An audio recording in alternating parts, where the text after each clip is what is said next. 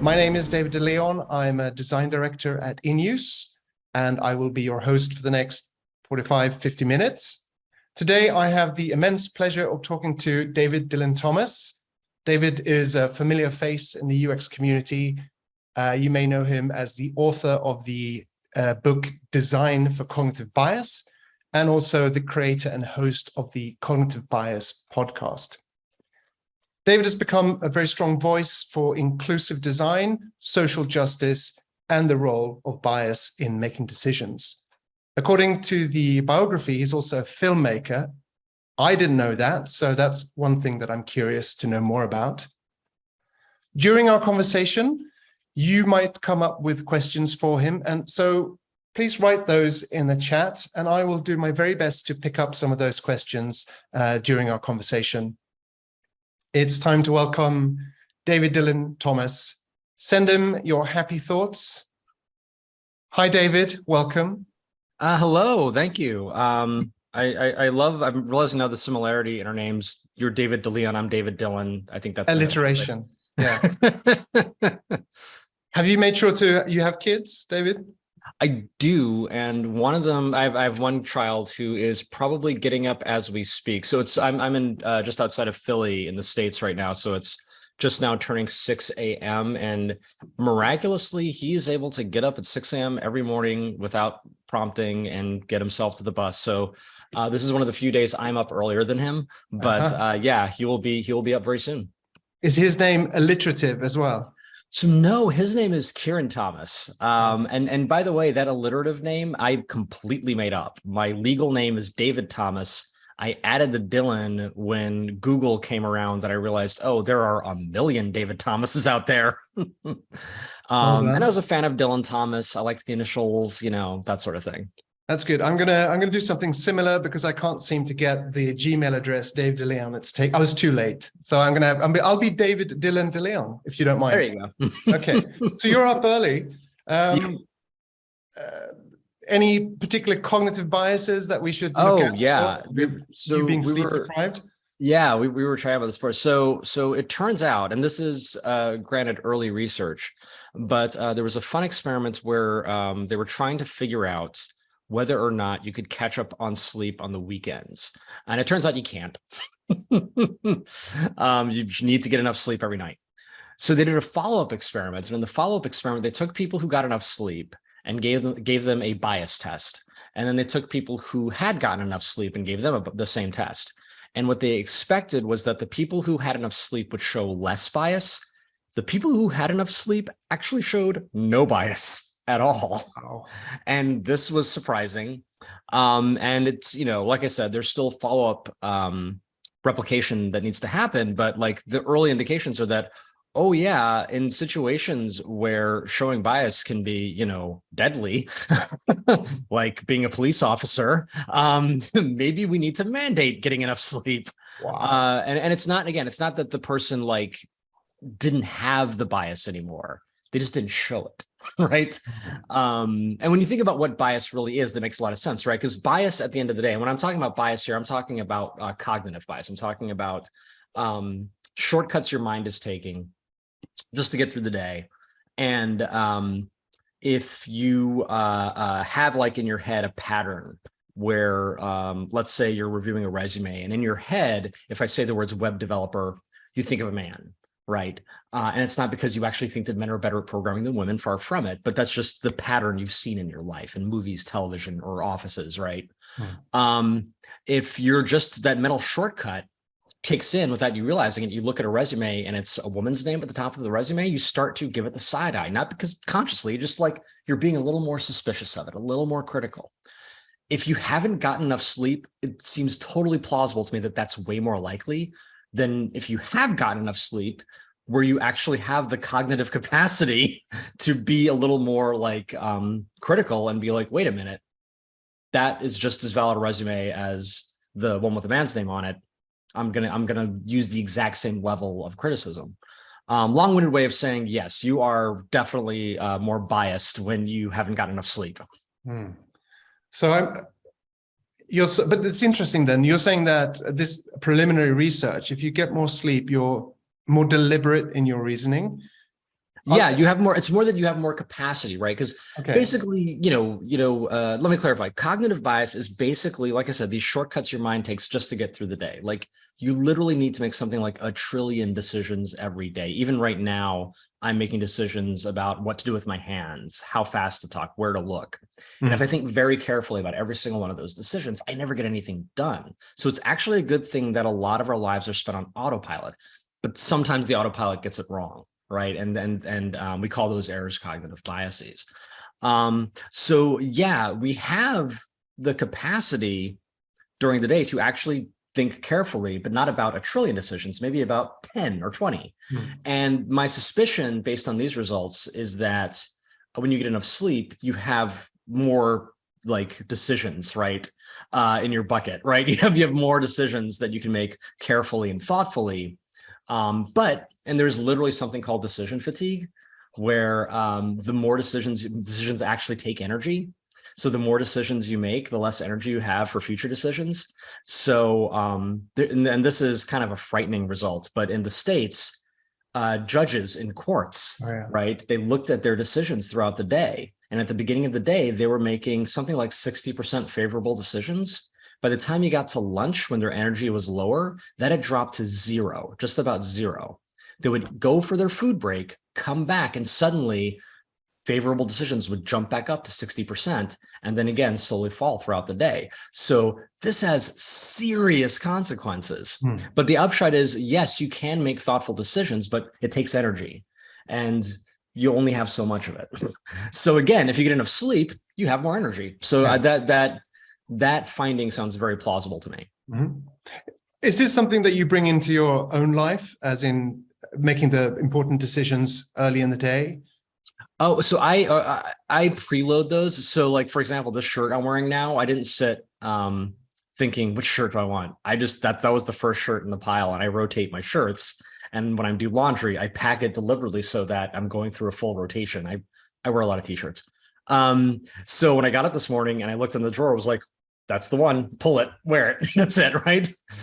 So it's stuff like that. It's like, I don't want to waste cognitive energy on what am I wearing today. I want to save that for more important things. So yeah, there's definitely strategies you can employ to front load some of those, like less, not necessarily less important, but easier to automate, I'll say, decisions.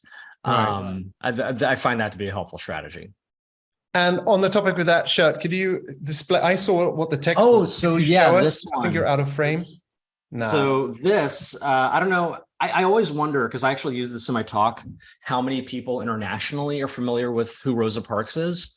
But for those of you who are not, she was an early civil rights leader in the States. And she basically, these are when the public bus system was segregated and Black people had to stand or sit in the back. And she refused to sit in the back, and she was arrested.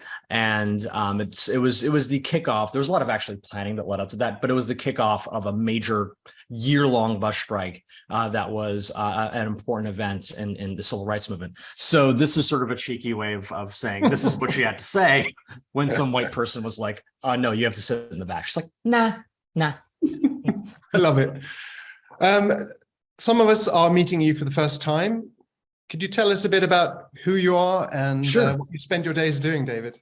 Yeah. So I am a speaker, a writer, and a filmmaker. So I spend my days. It's interesting, spend my days. So I recently became self-employed. I launched a company, David Dillon Thomas LLC. And my job is to go around and get people excited about and give them better tools for more inclusive design. I started doing that in 2021.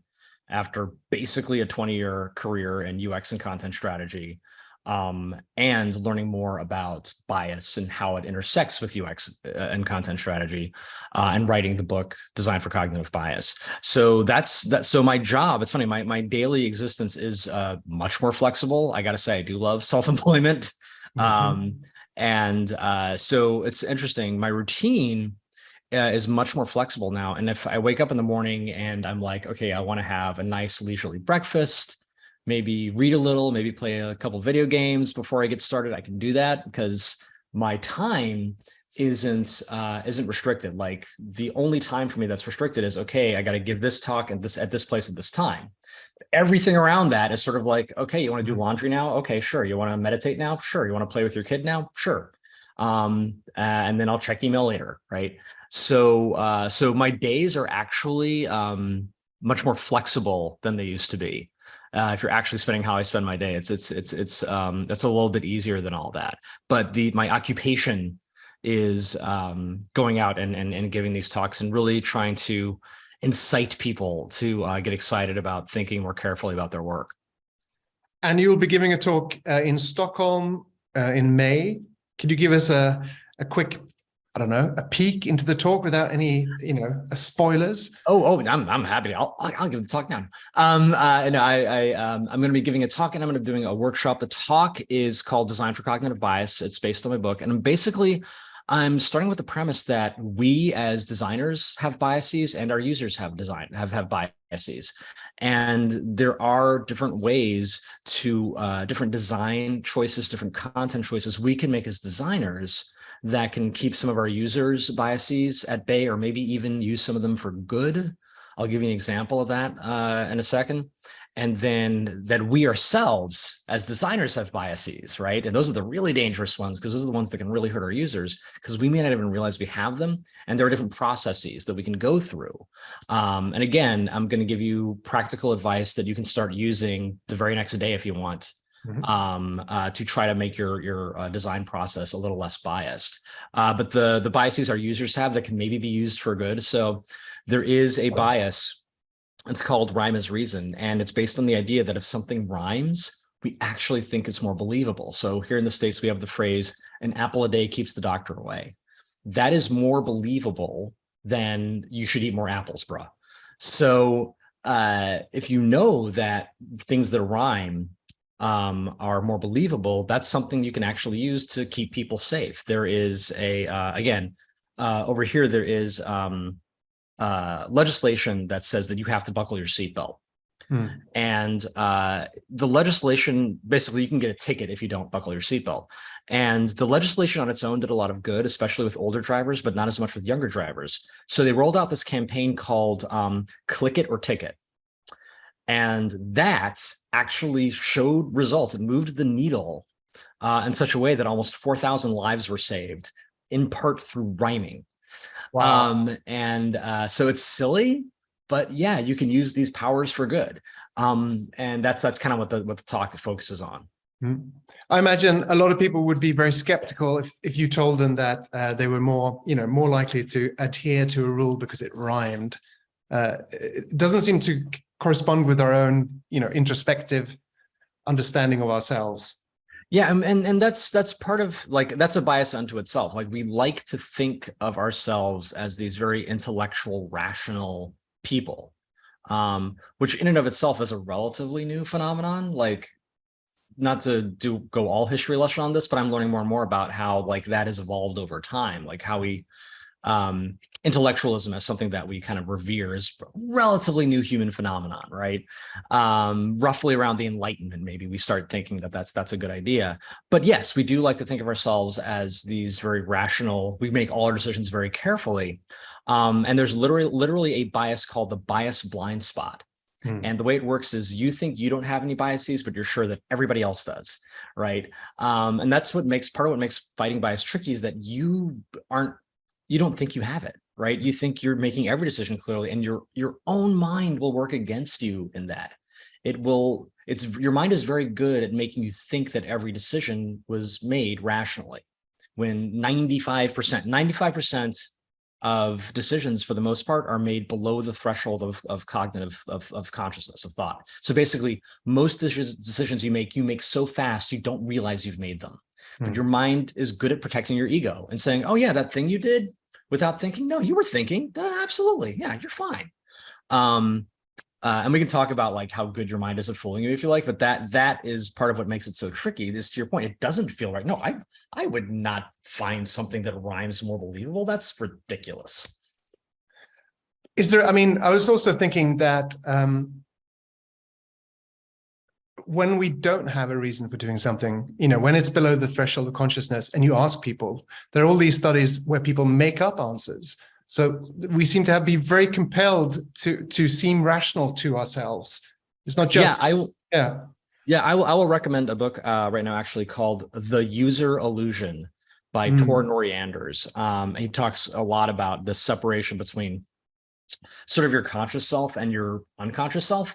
So I'll give you, and there is a lot of ego protection that goes on, right? And there are studies where if you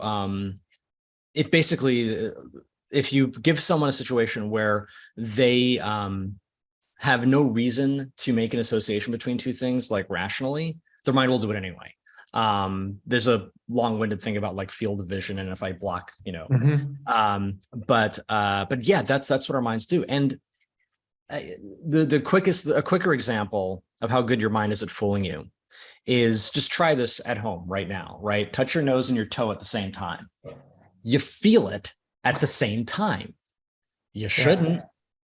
It should take just a little bit longer for that impulse to travel from your toe to your brain than from your nose to your brain.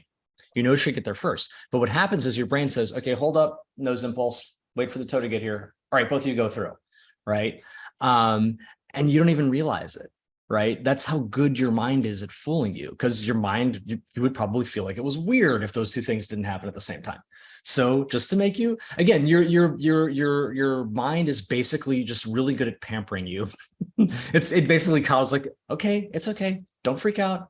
Your nose and your toe are all connected to your body in the same way. We're not gonna, no, it's just, you're fine. Makes you wonder why we have minds if they're doing all these weird things. But you will be talking in your talk and in your workshop, you'll be giving us tools and processes to kind of counteract some of these biases. But let's start now. How can I become aware of all of these things going on that are also influencing my decisions and my design work and my interactions with others? Like, what biases am I right now? What's going on? So it isn't so important to sort of have a laundry list of biases and just check off, have I done this? Am I doing this? Am I doing this? Because again, most of these things are running in the background. And even if you know about them, just knowing about them tends not to keep them from happening. What is more valuable is to sort of have processes in place that allow for becoming aware of how limited your perspective is, and kind of having a healthy skepticism about your own opinion and the value of your own like wisdom and authority. And then shine a light on who else you should be including. Because at the end of the day, one of the best weapons against bias is other people who have different perspectives than you, different biases than you. Because you're not going to find someone who's unbiased. But you are going to find, though, if you look, is people who have different lived experiences than you, and who as a result have different biases than you. Right. And so a great method for starting that journey is called an assumption audit. And so let's say you're about to start some kind of project. It could be a content migration, web redesign, whatever. Before you begin, you get your team in a room and you ask 5 questions. First question, what identities does this team represent? And you're only going to self-identify as you feel comfortable, but you're going to be thinking about things like gender or education or neurodivergence. And then you're going to ask, okay, well, how might those identities influence the outcome of this thing we're working on? That's the second question. Third question, who's not here, right? Whose perspectives aren't being represented, can't be represented by anyone in this room. Fourth question, how might that lack of perspective compromise the thing we're working on? And then finally, the fifth question is, okay, what could we do to include, honor, and give power to those voices in the design process? And I choose those words carefully, right? Include, yes, certainly talk to people, honor, maybe pay them for their time, but then give power. Are there people who are going to be impacted by this work who have no say in the work? And then how do we give them more say, right? So those are the kinds of questions you start asking in order to not necessarily remove your own bias from the equation, but lessen its impact and improve the impact of other biases of the people who might actually be impacted by this work. So what was that called? An assumption audit? It's called an assumption audit. It's adapted from Project Inkblot, Design for Diversity Framework. Project Inkblot, by the way, is this fantastic. You should absolutely get to know them. I'd be happy to introduce you. They do a lot of work in inclusive design, and they created this larger framework for inclusive design that includes asking some of these questions at the outset. It seems great to start that way, but how do we remember then to continue honoring all of these perspectives throughout? Sure. So you budget for it.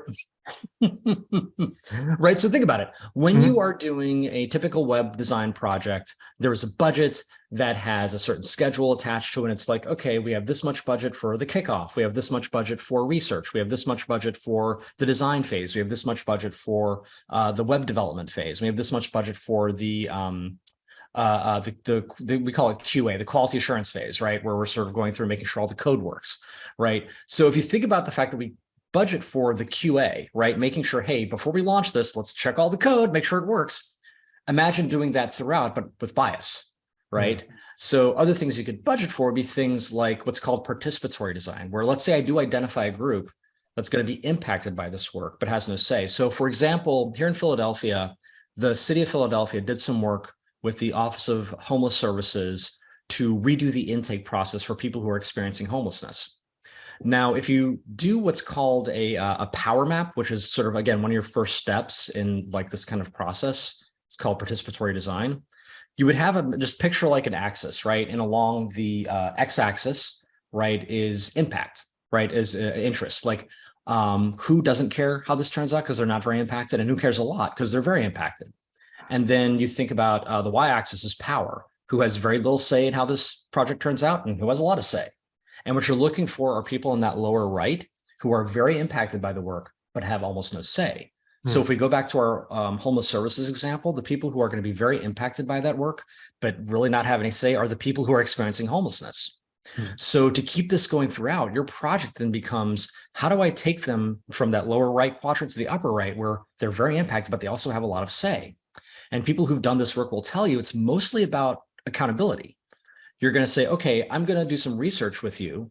And then instead of just going away and never talking to you again, I'm going to synthesize that research. I'm going to come back to you and I'm going to ask, hey, did I get this right? And if I didn't, I'm not done yet. And then I will, in the design phase, I will co-design. I won't design at you, I'll design with you. And again, before we say we're done, I'm going to ask you, did we get this right? And if not, we're not done yet. And then before I implement anything, right? You guessed it. Did we get this right? If not, we're not ready to implement. So that's how you keep it going throughout, is making yourself accountable to the folks who are going to be impacted by your work. I mean, let's imagine, for the sake of argument, that I'm in a place where no one is doing this. That doesn't take a lot of imagination, unfortunately. But let's say I'm in a place and there is some reluctance to do this.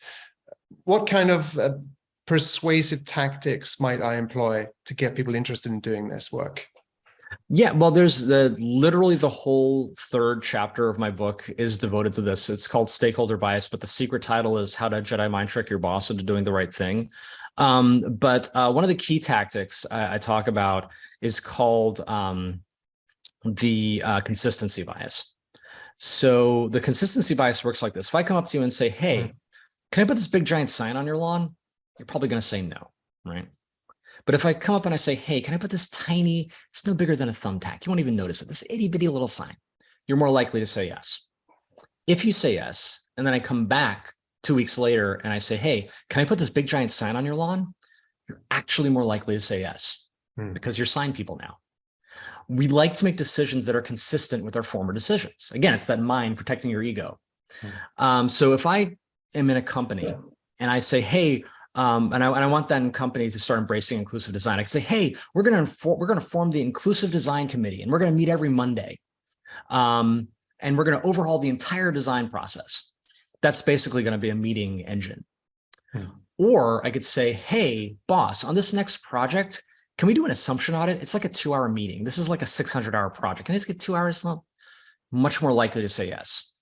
If they say yes, and I do an assumption audit on the next 3-4 projects, and I come back and I say, hey, on this next project, can I do a red team, blue team? A red team, blue team is basically where you bring in a whole other team to kind of check your work for bias. It takes about a day. Hey, can we do a red team, blue team on this next one? It takes a day, but this is like 100-day project. What's the big, more likely to say yes, because I guess we're inclusive design people now. So that's one of many approaches you can take to sort of slowly build on small successes to kind of get your foot in the door. And then next thing you know, wait, we're doing a lot of inclusive design now. How did that happen?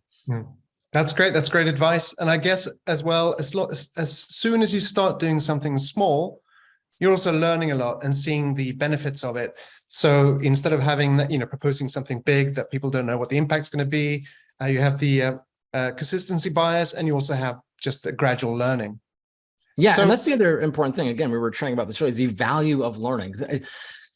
I'm coming at this from the perspective of authority in that I have spent a lot of time looking at this and reading about this and doing podcasts about it and all that. But the fact of the matter is everything I'm telling you is sort of a hypothesis, right? It's like, this is what we know. This is what we've seen happen over and over. But when you try this in your environment, you are going to learn things because your environment is unique. The people you are dealing with have their own sets of biases, their own lived experience. The environment in which you are doing this has its own set of qualities and properties. So the one thing I can guarantee if you try any of this is you will learn. and that's important, right? It's not necessarily that every single thing you try is going to succeed. In fact, that would be kind of boring and maybe not even as beneficial as you think. What is going to happen though is that you're going to learn, right? And as you learn, you start to understand, okay, well, this particular bias isn't really present here, or this particular method doesn't make sense for this particular group, but maybe I should try something a little different. And as designers, we should be used to that, right? None of us gets into design for predictability, right? No one gets it. The worst client in the world is the one who says, oh, no. I already know what colors I want you to use. I already know exactly what the interaction should be. I wrote it all down. Just do this. Nobody wants that, right? We like the idea of the challenge. It's like, okay, we love clear constraints, right? We don't want them to be fuzzy about what they want. But we do love the idea of saying, hey, here's a challenge. We don't know how to get this particular customer to think about this thing, or to get this particular citizen to care about this particular issue. Like, how do we, or for this person to complete this task easier? We don't know. We know what we want them to do, and we know what we think the constraints are, but you go explore. We're explorers. So the idea of going out there and learning and failing, like, there's a way in which we're actually happier in that context. But I also find that a lot of designers often need to be reminded that you don't, you can be creative in your design work, but you can also be creative in how you work and what processes you use. But I find we need to be reminded, though. It should be natural, but for some reason it isn't. I guess it's because we're working in quite a constrained environment often. I think there's a couple things there. I think you're absolutely right. I think it's difficult for us to recognize, like, when we're sitting alone doing the work and sky's the limit, right? That sort of piece of it. We're used to being creative and trying new things, and our minds are very flexible that way. But when it comes to the actual project plan, you know what I mean? Or the steps, the methods, the things we consider when we're being creative, right? That's the part where I feel like we're kind of locked in. And part of that is systemic. I don't know about you, but I live in a country that really loves capitalism. So if it isn't making you money, it's very hard to make time for it, right? Especially at the corporate level, at the higher up you go in the chain, the more every decision needs to show profit, right? So that can be a very strong constraint to stick to a particular process. Whereas, what a lot of my work is saying, okay, this is what we're used to considering and being creative about in design. But what if design is actually this big? What if design is about living in a society? What if design is about helping people who are hurt? What if design is about fighting some of these systems that are being harmful? Okay, if that is how big of a canvas you have to paint on, how can you be creative there? And who can you collaborate with to be creative there? That's kind of a lot of what my work is saying, let's take all the creativity and energy you have that currently is being constrained into what you do when you're just focused on this one particular problem for this one particular user, or really this one particular shareholder. And how do I expand that into, okay, as a community, let's work together to think about this bigger context for design, which again, isn't that new. Design has always kind of struggled with social problems and its responsibility on a greater social scale. If you look at the design work that came after World War II, a lot of it was about how do we build a better society and what's design's role in that. So I think we have a lot to tap into there. And it sounds like a much more interesting job and a much more meaningful profession. So I think not least everyone in this call should kind of embrace that, just expanding the domain of design. How did you get into this? I forgot to ask you early on, David. How did you end up with this interest in cognitive bias? So my mother was a psych major at UCLA. My wife is a pediatric neuropsychologist. So I've always been kind of adjacent to people who knew a lot about the brain. And almost by osmosis, I learned all these cool facts.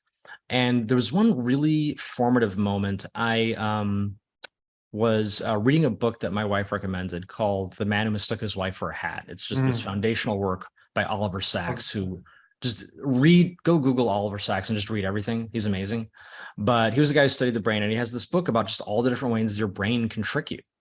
And one story in there is about a guy who had a condition where his physical eyes, the apparatus, the lens, like the cornea, all of the physical apparatus was broken. This person could not see.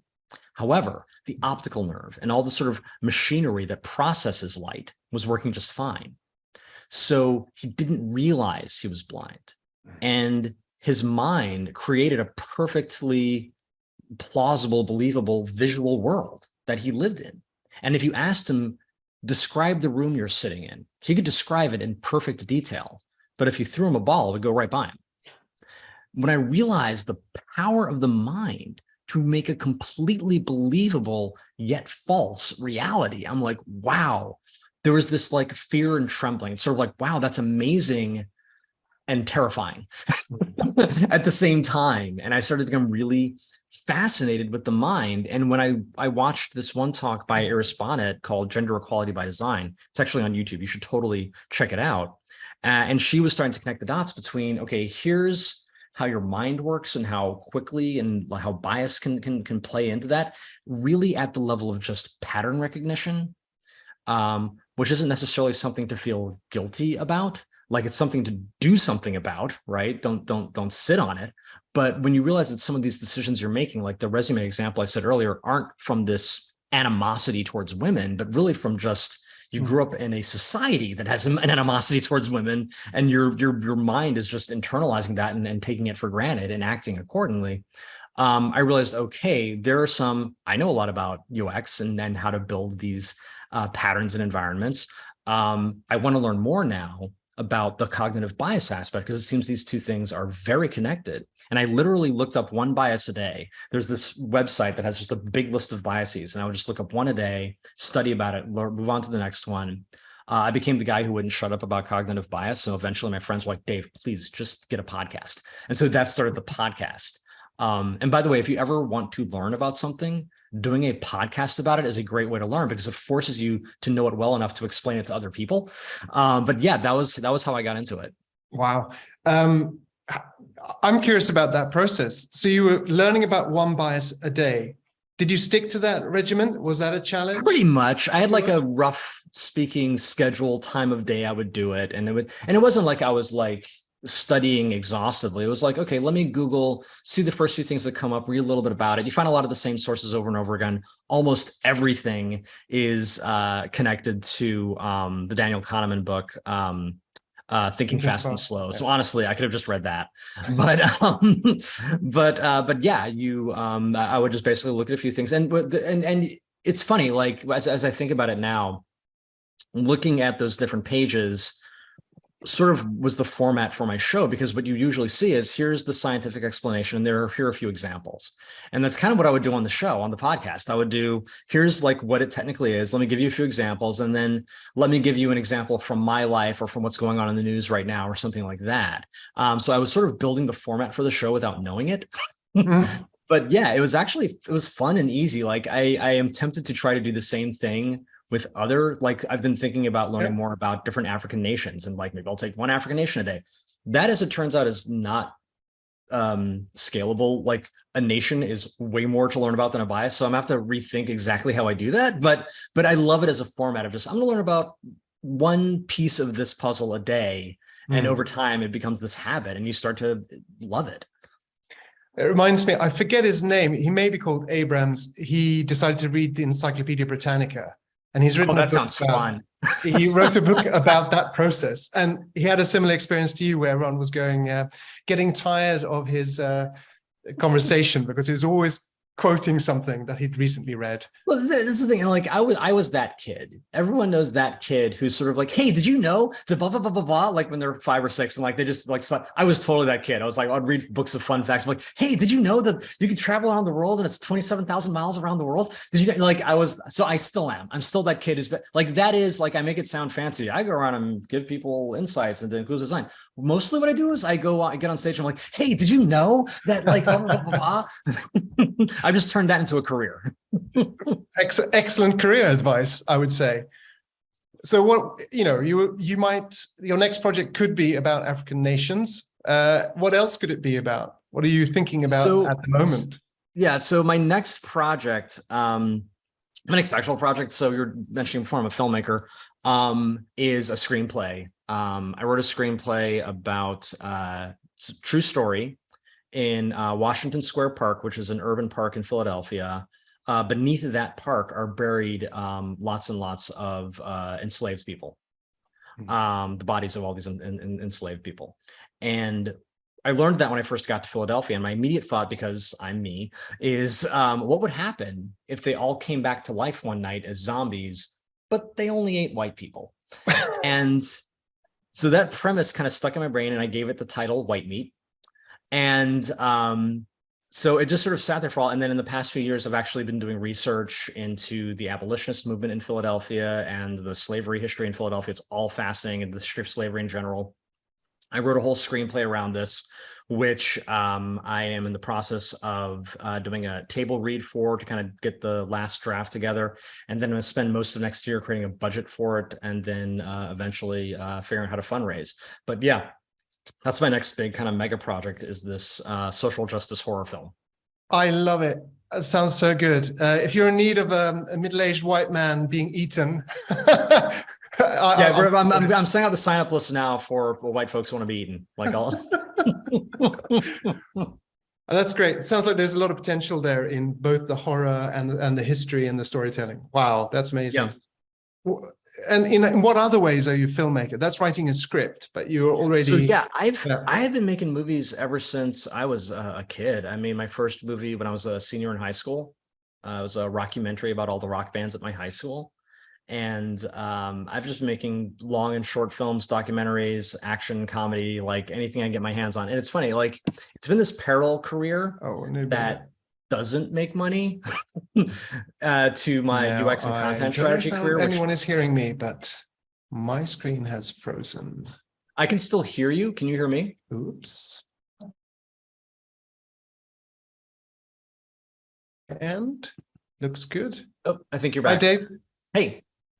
So when you froze, I was saying that I've had this parallel career in filmmaking, which doesn't make any money, with my day job career in UX and content strategy, which does, and they've always kind of coexisted. So I'm still doing that. Although this movie hopefully will make money, we'll see. It's going to certainly cost more money than what I usually make. But yeah, that's been a part of my blood, part of my storytelling, since I was a kid. Yeah. Do you think those worlds ever join? As in, would you make a documentary about cognitive bias? It's funny. I've thought a lot about that. I think that for me, it's about understanding like what it is that I do. Like at some point, I think this is after I got hernia surgery a few years back. And so I had to I was like laid up for a couple of weeks. I couldn't really do anything. And it occurred to me, I did not have a content strategy for myself, even though I was a content strategist. So I went through the normal process I would go through with a client. And I had stickies and like, why do I make this content? And what content do I make? And blah, blah, blah, blah.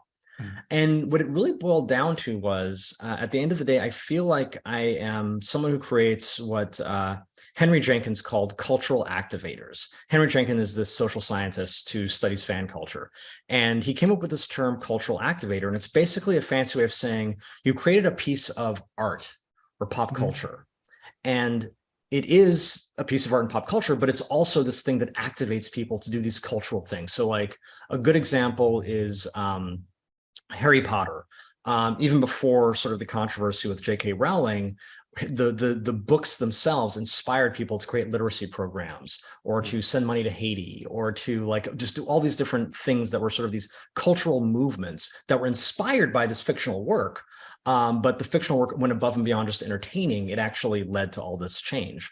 I think what I do is I create cultural activators, right? So, and whether I'm doing that with a talk or a book or a movie, I'm creating a thing that you can enjoy, but that also, you know, makes you think and gives you something to work with to say, okay, I'm going to go out and try this now, right? Or I'm going to go out and try to do this now. I'm not like, I like to say that like the best compliment I can get, it's like, it's great when I hear that I loved your book. I loved your talk. It was really well written. It was entertaining. I love hearing that. But what I love hearing more is, hey, we've actually started doing assumption audits at our job. We've actually started doing red team, blue team at our job. Like that to me is like the highest gold standard compliment I can hear is like, okay, you encountered this piece of pop culture and now you have actually changed course. You're actually trying something new.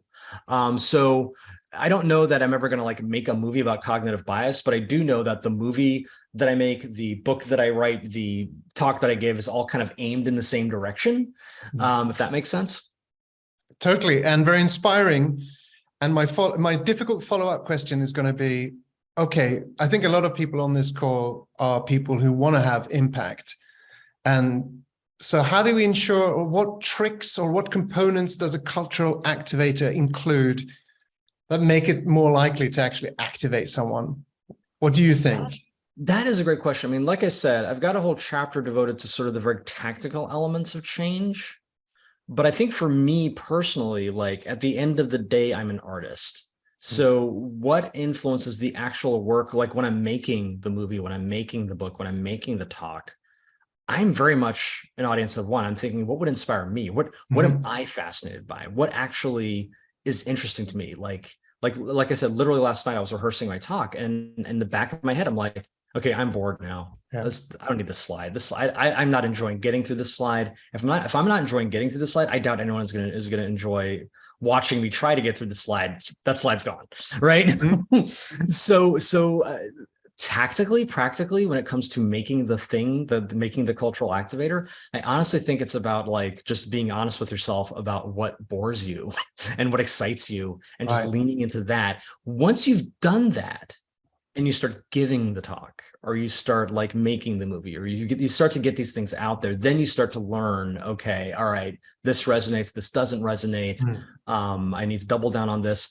And there are some things that don't resonate where it's like, I don't care, you need to hear this. Right. And there's other things where it doesn't resonate, and you're like, you know what, you're right. Who cares? let's focus on something else. Right. So I think it's like, like I said, there are definitely things you can do at like the kind of like tactical persuasive level that are all about like, you know, persuading people. But I think when it comes to like the act of making a cultural activator, I think it's very much like making good art. You really just sort of like have to be in touch with what you really deeply care about and what really resonates with you, and just kind of be honest about, I just threw that in there because I think it's cool and I don't care if anyone else thinks it's cool. I think, and so it's your own engagement. So we can lean on that, your own engagement, and then you go out in the world and you try and engage others with that. So what's the balance then? Because sometimes you have this, I certainly know this from my own experience, there's something I want to communicate, but I'm not managing to. So is that, or how do I know that I'm not managing to, or is it simply not interesting for other people? So when should I persevere? I find, and I may be lucky here, I may just be like just hearing the good parts. I do hear the bad parts sometimes too, but I find that active listening is a great way to really understand the answer to that question. So when I give a talk, you can bet that I have rehearsed that talk to the point where I could give it without any notes, without any, like you could just say, hey, Dave, give your design for cognitive bias talk. And I could probably get through 90% of it. Like right now, I wasn't joking before and I said, I'll just give the talk now. I could probably give it without even looking at my slides and probably get through. And the reason I've memorized it to that degree is so that when I'm giving the talk, I'm not thinking about what slide comes next. I'm able to focus on the audience. Yeah. And I'm so looking forward to giving this talk in person in Stockholm, because I love being with the audience and just watching them. And as you watch, you can tell where people are nodding out. You can tell where people are like engaged. You can tell who that one person in the audience is who just never smiles. and you're asking yourself, are they not smiling because that's just their affect, or are they not smiling because they're bored? I don't know which. Let me keep trying. Let me keep trying, right? And but that to me is like how you start to glean some of that extra feedback that goes beyond what your own perception is to listen and to see what's resonating with people. And for me, it's more about doubling down on the things that are really resonating with people and focusing my efforts there than necessarily what am I cutting out?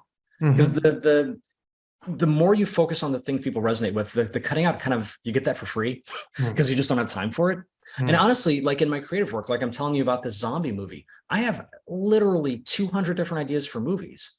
But when I tell people about my movie ideas, that was the one, the reaction you had when I told you that premise, that was the reaction I usually got. And that told me, oh, this is something that resonates, right? Yeah. It's sort of like striking the bell, and then you hit that one tone that just like keeps reverberating. Oh, okay, that's the one. Let's spend more time on that one. Yeah. So that's another element of it, is just learning of all the different ideas you have, right, for cultural activators. Like, what are the ones that people really seem to be like, oh no, you should do that. Why aren't you doing that right now? Cure some money, make this right now, you know? It's funny that you say this, because I'm having that problem at this very moment. Maybe you could help me. I'm writing a book, and when I tell people about it, no one's really that interested. They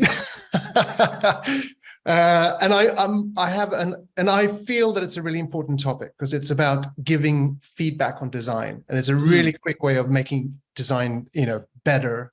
And it's about, similar to what you were talking about earlier, it's about taking different perspectives on something.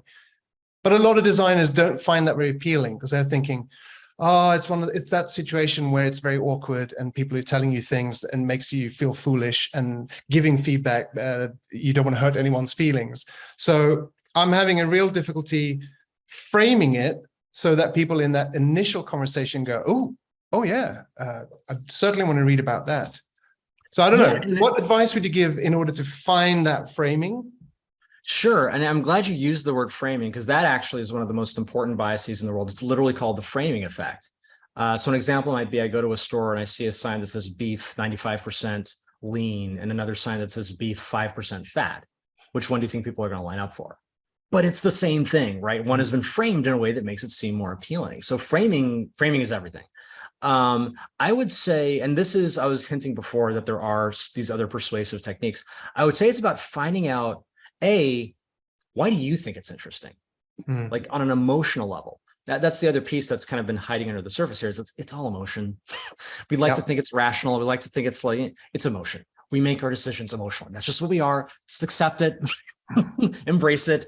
We're emotional beings. So what's the emotion behind feedback, right? You mentioned the awkwardness, right? You mentioned the I'm being judged, right? Like, and I don't know what the value prop, to use a sales term, would be, but is it about saying, hey, I know you feel this thing that you feel really awkward about. What if you didn't have to feel awkward about it? Yeah. What if there was a way to engage with it that actually made you feel good, right? Let me tell you my experience of this. So that might be a way to sort of frame it in terms of I want to solve an emotional problem for you, or I want to relate to an emotional problem that you have, right? It's doesn't feedback kind of suck? What if it didn't have to suck? Right?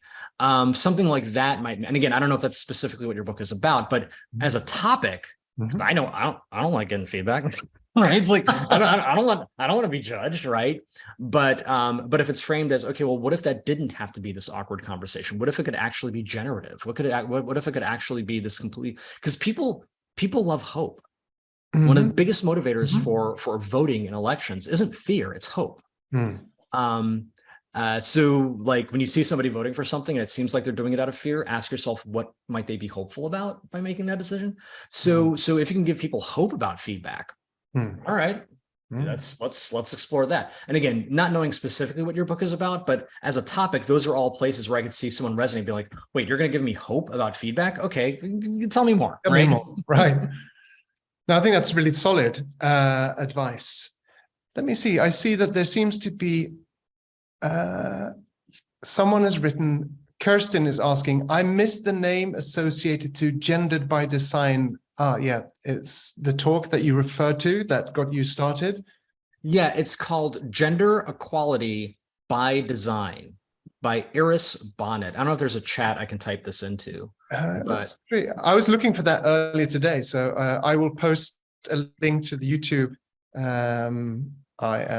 Should be here. I'm putting it in the okay. The panelists. Excellent. But you can look. Yeah, you can. Oh, it goes to the host of panelists of the week. Oh yeah, I can't send it to everyone, but I sent it to you so you can find that and send it to everyone else later. Okay, I'll send it to everyone. Good. I'm happy someone asked the question. Everyone, here we go. Posting live, title and name. Yeah, fantastic talk. Highly recommended. We're nearing the end of our little chat, David. What should I have asked you? What have I forgotten to ask you? I don't know. So ask me about my new talk. Oh, there's a new one? What's that then? So there's something I'm working on now. Well, first I'm going to mention, I believe I'm also giving a workshop while I'm in Stockholm. So I'm going to give a talk. I'm also going to be giving a workshop, which takes all of these things we've been discussing and lets you actually play with them. You actually get to try an assumption audit. You actually get to try red team, blue team out for yourself and many other things. So definitely sign up for that if you're available. I'm looking forward to being out there. But yeah, the kinds of things you're asking, like, what am I thinking about now? The kinds of things I'm exploring now really are these bigger issues in design. I've been thinking a lot, and I'm very curious to hear your perspective on this because I'm not, I live in America, which is a country that has an indigenous population that it mostly wiped out, but still, live here. And living in a place where there was an indigenous tradition, it's just a very different way of being in a country. I don't know if Sweden has that same kind of history, but I've been thinking a lot about indigenous practice and indigenous approaches to design and just indigenous approaches to culture at large, which are fundamentally different in a lot of ways from the way we do things and the way we move about in the world right now. And that's very much informing a talk I'm working on. This is the one I mentioned that I'm working on now that is really about, partially it's about just the failure of engagement as a means of measuring success and the kind of dangerous shortcomings of that.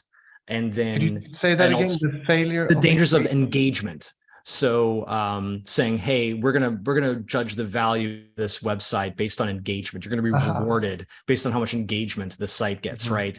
And as a term, how that can actually be this at best deceptive and at worst actively harmful metric. And part two is saying, okay, well, if that, like, why is that dangerous? And what's a different way of looking at the world that could build a better web? So it's this very big, right now, it's this very big, sprawling, like, anti-capitalist like screed that I'm trying to whittle into like more of a coherent narrative. But that I've been thinking a lot about that. I've been thinking a lot about just honestly, the way we're used to doing things is to just immediately jump to, okay, I love your idea, but how's it going to make money? Right. I love what you're saying about being inclusive and all that, but I got to make a living. How can I make money? Like, if I can't answer that question, you don't want to hear anything else, which I get. People got to eat. But the idea that the only way people are gonna eat is if you're somehow exploiting someone or somehow like that's the part where I'm like, is it though? Is that how it's always been?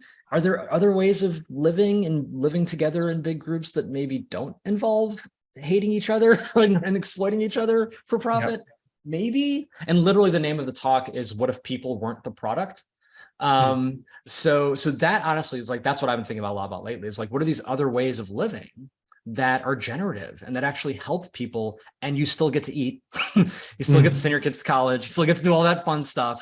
You maybe don't get to, own entire stadiums, but you get to live, Why indigenous? How did you end up with focusing on them? I guess because there are a lot of different kinds of perspectives and cultures in the world.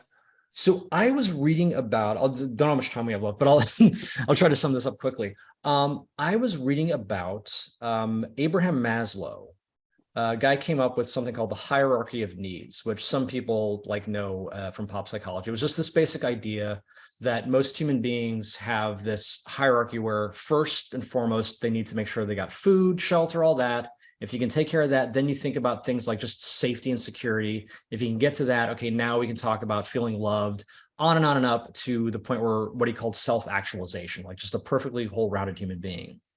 And when he was coming up with this is like in the 40s, 50s, I believe.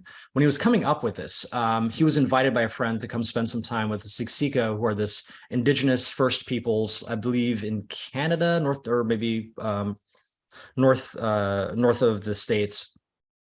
And in spending time with him, he noticed a couple things. One, what he would call self-actualization, like this sort of whole self, almost everyone there had achieved it already.